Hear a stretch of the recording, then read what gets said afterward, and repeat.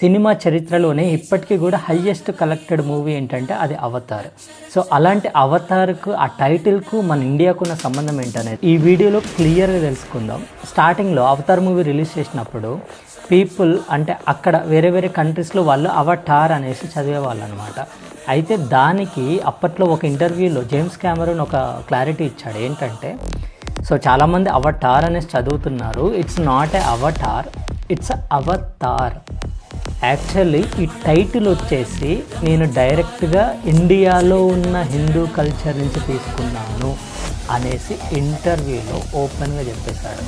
ఆ టైటిల్ ఒక్కటే కాదు, ఏదైతే అవతార్ మూవీ యొక్క మెయిన్ పాయింట్ ఉంటుంది ఏంటది, సోల్ని ఒక దగ్గర నుంచి వేరే బాడీలోకి పంపించి ఆ బాడీని బ్రతికించడం. ఈ పర్టికులర్ థీమ్ అనేది హిందూ గాడ్స్ యొక్క స్టోరీస్ని ఇన్స్పిరేషన్గా తీసుకొని సోల్ అనేది ఒక బాడీ నుంచి ఇంకో బాడీకి ఈ కాన్సెప్ట్ అనేది క్రియేట్ చేయడం స్టార్ట్ చేశా అనేసి ఓపెన్గా చెప్పేశాడు.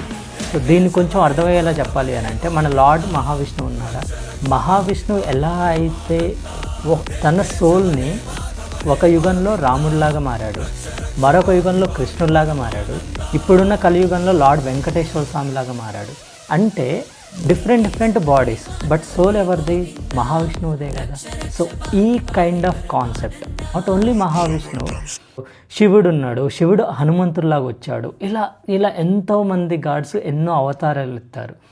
ఈ పర్టికులర్ కాన్సెప్ట్ని ఇన్స్పిరేషన్గా తీసుకొని ఈ యొక్క సోల్ అనేది ఇంకొక బాడీలోకి వెళ్ళి ఆ బాడీ ఒక ప్లానెట్లోకి వెళ్తే ఎలా ఉంటుంది అనేసి చేసిన అవతార్ అనేసి ఆ ఇంటర్వ్యూలో చెప్పాడు మామ.